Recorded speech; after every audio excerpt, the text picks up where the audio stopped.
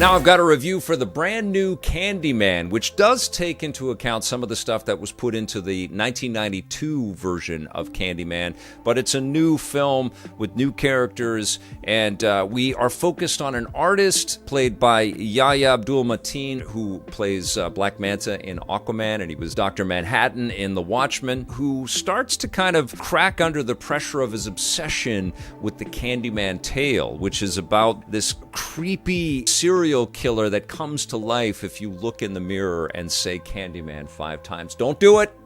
Don't do it. And so we start to see that he wants to create artistic stories that reinterpret this spooky ghost story, basically this spooky story. It's like an old folk tale. And so he wants to re-examine it under the lens of systemic racism and the idea of gentrification of neighborhoods and the ghettoization of neighborhoods and what that has meant to people of color and the latent fears that they all carry around with them every single day. He's trying to tap into that in some of the art that he is crafting, but in his obsession, he gets consumed with the Candyman story and starts to share it and bring it back to life, essentially, through his art. And we see some really good performances from Abdul-Mateen, but also from Teyonah Parris, who is his girlfriend, but is also an up-and-coming art curator. It's an interesting kind of take of the cynicism in the art world and some of the obsessions that come to play in the art world. We get to see critics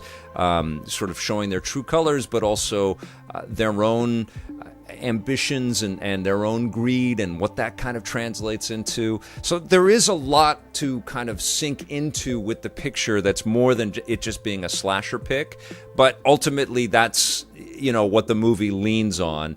It's really well crafted. It's beautifully shot. There's some really freaky camera angles. I even love the way that the kind of city is introduced to us with all of these shots of the buildings from odd angles looking up into this incredible architecture into fog. And it just sets a great oppressive tone that exists all the way throughout the movie. It's one of those movies where you're watching it and your chest is getting a little bit tighter and tighter and you're telling people not to do stupid things.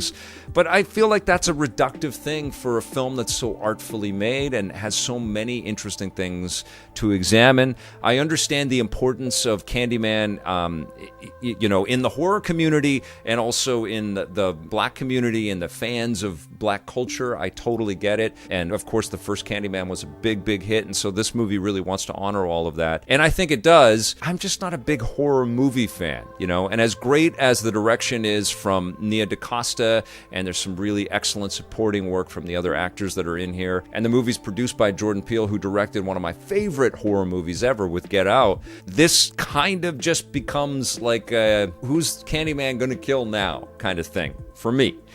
You may get more out of it. You may enjoy it more. I think the mileage may vary depending on your predilection for horror films like this, or if you happen to be a big fan of the Candyman mythology. I think I've said it 3 or 4 times. I don't know if I'm allowed to say it anymore. I mean, I certainly can appreciate this movie. I think that there's a lot of really cool artistry in the film, both on screen and behind the camera. But it's not my cup of tea. Even still, I think if you are into I almost said it again, or into horror movies, I think you're going to dig this movie quite a bit. I'm going to give it a 7 out of 10.